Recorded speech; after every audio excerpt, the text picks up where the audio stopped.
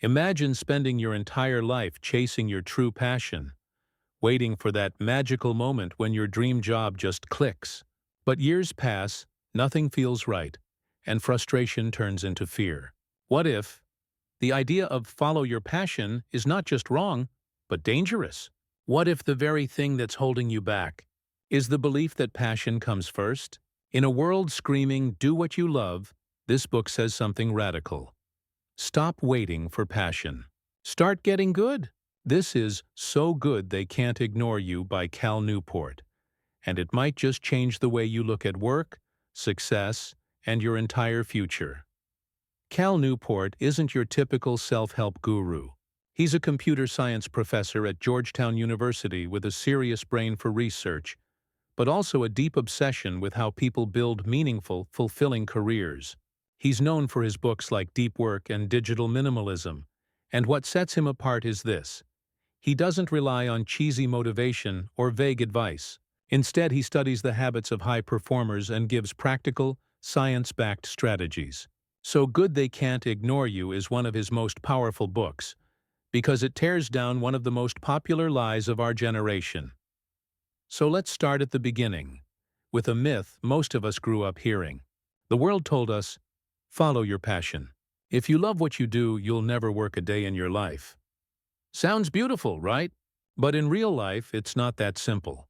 Cal Newport calls this the passion hypothesis, the idea that there's a perfect job out there for everyone, and once you find it, you'll instantly be happy, motivated, and fulfilled. But here's the problem. Newport discovered that most people who love their work didn't start with passion. In fact, many of them didn't even know what they were passionate about when they began. Instead, they became passionate after they got really good at something. He shares real-life stories, like a guy who left his safe job to become a yoga teacher because he loved it, only to find himself broke and miserable. On the other hand, there's a guy who became obsessed with mastering computer security and now runs a multi-million-dollar business. What's the difference? Skill, not passion. Newport's research shows that when you become so good they can't ignore you, you earn control, respect, and freedom. And that's when passion shows up. It doesn't lead the way. It follows behind mastery. But we're trained to think in reverse. I'll wait for my dream to show up, then I'll work hard. But Newport flips that completely. He says, work hard first, get excellent, then the dream life will come. This hits hard because many people are stuck, waiting for clarity, passion, or purpose before they move. But what if you could start building meaning, right where you are, just by getting better at your craft? That idea is powerful, and it changes everything. Because if you stop obsessing over passion and start focusing on building rare and valuable skills, you start to become irreplaceable. You gain what Newport calls career capital, and with that capital, you can shape your future the way you want it. This first idea shatters the myth that passion is some magical compass. It's not. It's a byproduct of doing deep, focused work over time. So if you've been waiting for a sign or a spark before starting your journey, this book gently but firmly tells you, stop waiting. Start getting good. Once you understand that passion doesn't magically appear on day one, the next question becomes, how do you actually get good? Cal Newport introduces a powerful concept called career capital. Think of it like money, but instead of dollars, you're earning rare and valuable skills. The more career capital you have, the more freedom, control, and purpose you can buy in your career. But here's the twist. This capital doesn't come from chasing shiny trends or quick wins. It comes from deliberate practice, focused, uncomfortable effort that stretches your abilities every single day. Newport takes inspiration from world-class performers, from musicians to chess masters who became exceptional not by doing what was fun, but by pushing themselves beyond their comfort zones again and again. This is where most people fall short. They do enough to get by, but they avoid the hard stuff. They stay in their okay zone and then wonder why they feel stuck. Newport says if you want a great career, you have to become a craftsman. Show up every day with the mindset, how can I get better? Not, how can I feel better? It's a mindset shift, from chasing passion to chasing mastery. He uses the example of a young TV writer who worked under comedy legend Conan O'Brien. This writer didn't wait for inspiration. He showed up, wrote jokes daily, studied the greats, and improved obsessively. Eventually, he became so good, he was impossible to ignore, and opportunities came pouring in. But it wasn't luck. It was deep work, done consistently. Newport warns against what he calls the little bets approach, where people try dozens of random projects hoping one will magically take off. It might feel productive, but without real skill building, you stay average. And average doesn't give you freedom. Only mastery does. In today's noisy world, being really good at something rare is your greatest advantage. It's what lets you negotiate better jobs, launch your own thing, or even walk away from work that no longer excites you, because you've built something valuable that people want. Newport also explains that building career capital means being okay with boredom, repetition, and struggle. It's not glamorous. It's not always fun. But over time, this hard-earned capital compounds, and suddenly, you find yourself with choices. You can say no. You can design your lifestyle. You're not stuck anymore. That's the freedom we all crave, but few are willing to earn. So if you're working a job that feels meaningless or waiting for the right moment to jump into something new, this chapter is a wake-up call. Don't quit to chase a vague passion. Instead, look at where you can start building skill, where you can become undeniably excellent.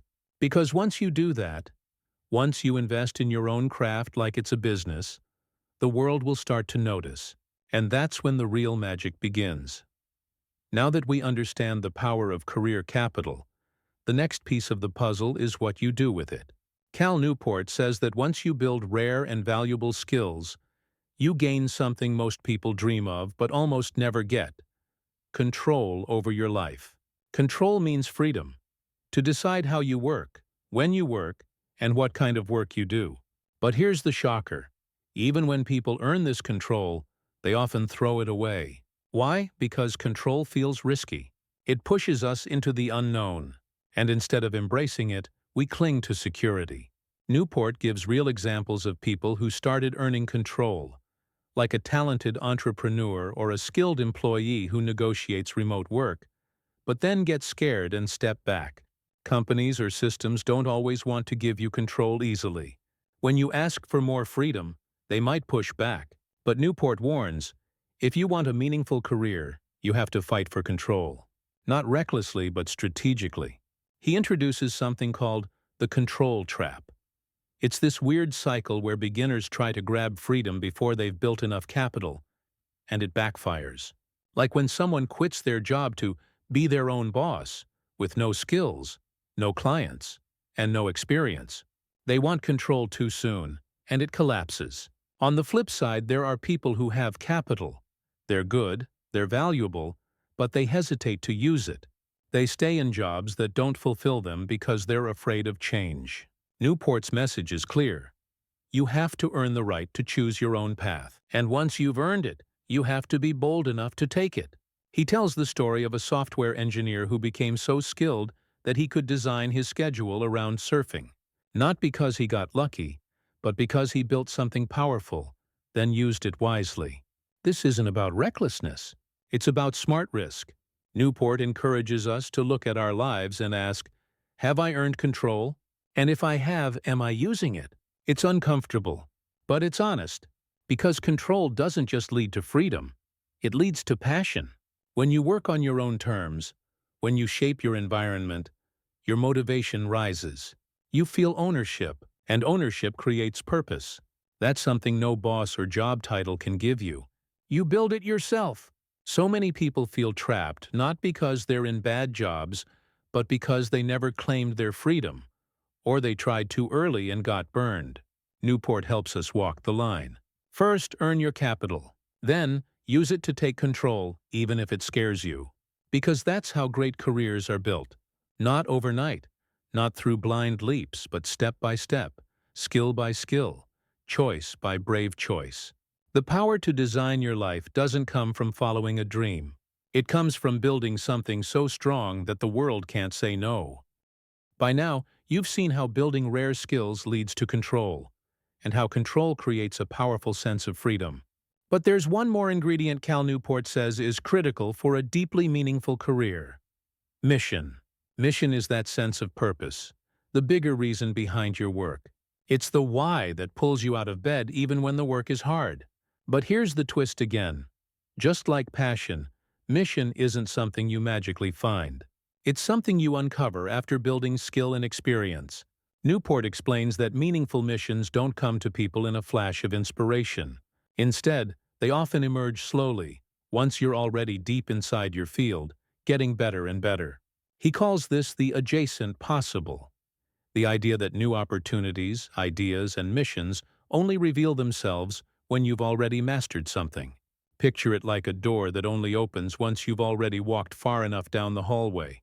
You can't see it from the start, but once you've developed skills and career capital, that door shows up, and what's behind it can be life-changing. Newport gives a great example of a guy who was just a regular marine biologist. Nothing flashy, but over time, as he became more skilled and connected in his field, he discovered a new way to use GPS technology to track endangered fish. That became his mission, his life's work. But it never would have appeared if he hadn't first become excellent at the basics. This is a powerful reminder that you don't need to have it all figured out from the start. Just get good, keep going, and the mission will come.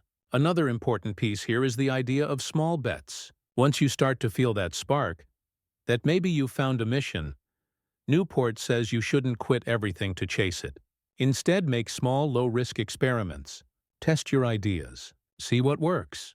Let it grow naturally. These small bets help you avoid the trap of jumping blindly into something unproven.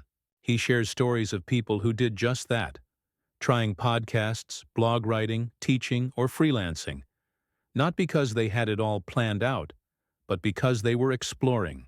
And slowly, one of those paths started working. That's when you double down. That's when you start building your mission with confidence. This chapter is both inspiring and grounding. It tells us that mission is real, but it's not magic. You don't wait for it. You build toward it. Every day you improve your craft, you're moving closer to that mission. And when it reveals itself, you'll be ready, because you've earned the right to pursue it. So if you feel lost right now, if you're unsure of your why, don't panic. Start with mastery. Let your mission find you when you're ready for it. This way, you don't waste years waiting for inspiration. You create it, one step, one skill, one small bet at a time. As the journey of mastery and mission unfolds, Cal Newport takes us even deeper into the kind of work that not only pays the bills or gives you freedom, but actually feels meaningful. He introduces a powerful idea: the craftsman mindset versus the passion mindset. Most of us operate with a passion mindset, always asking, what does this job give me? Do I love it? Is it fulfilling? Is it perfect for my dreams? While that sounds logical, Newport says it can actually make you miserable. Why? Because constantly obsessing over your own happiness creates dissatisfaction. You keep comparing reality to an ideal, and nothing ever feels enough. But the craftsman mindset flips that thinking. Instead of asking, what can I get from this job? You ask, what can I give? How can I serve better, improve faster, solve problems deeper? This mindset pulls you into the work itself, not your emotions about it. And slowly, something magical happens. You start to love what you do, not because it was your dream job, but because you made it great. Newport shares a beautiful story of a piano technician who travels the world tuning concert pianos. His job might sound boring on paper, but he approaches it like an artist. Every detail matters. He focuses on mastery, not mood. And over time, his work has brought him deep pride, purpose, and joy. He didn't chase passion. He built it. This is where Newport's message really starts to hit home, because it removes the pressure to have all the answers. You don't need to know your ultimate calling. You don't need to feel on fire every morning.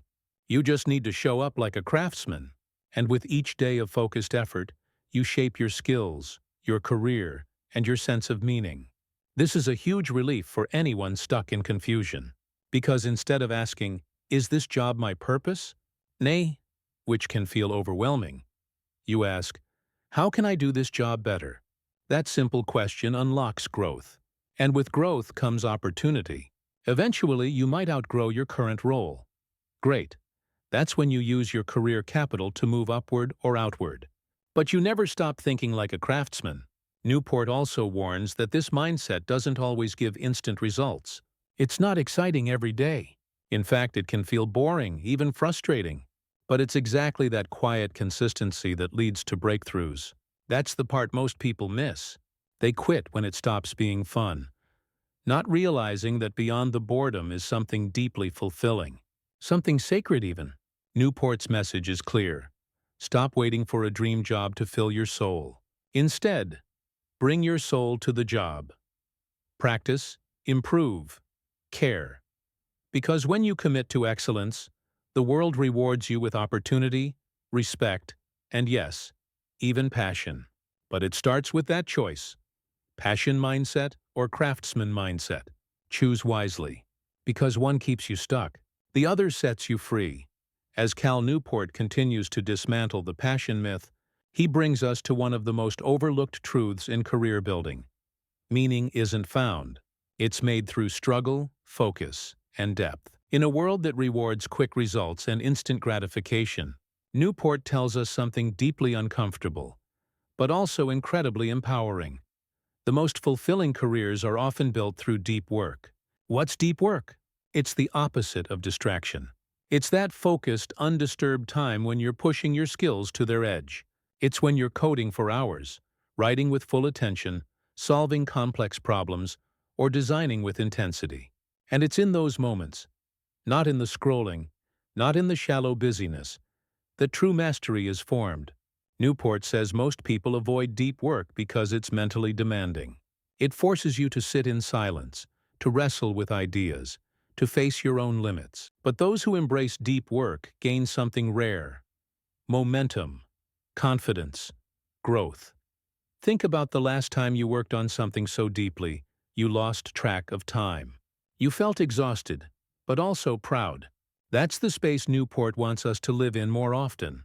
Because that space is where transformation happens. It's where the craftsman mindset is forged.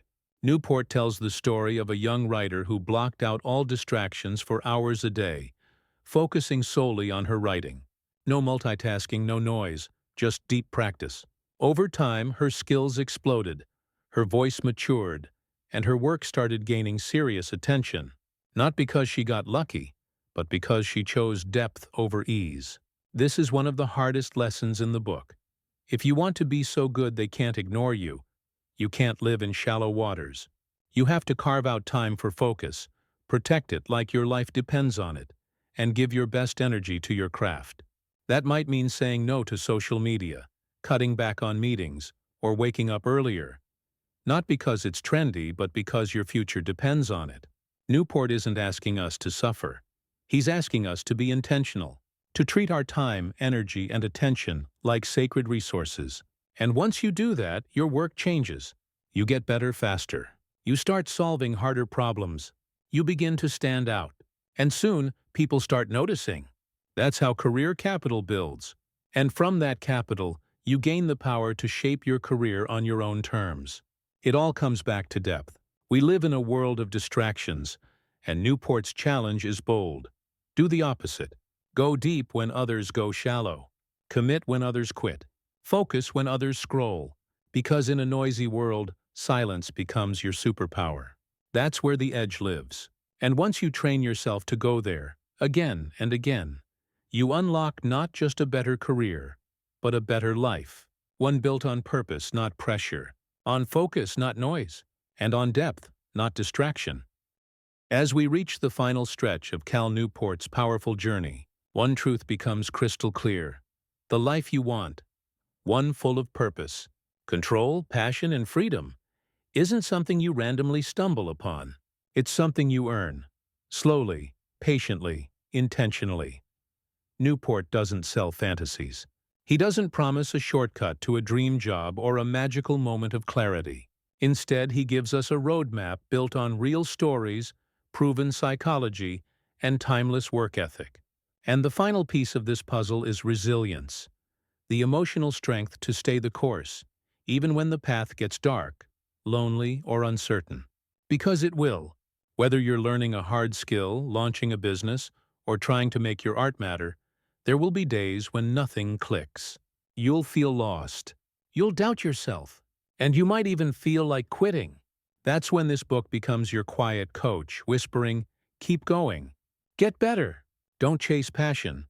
Build it." Newport shows us that the most fulfilled people didn't feel lit up every day. They struggled. They worked quietly.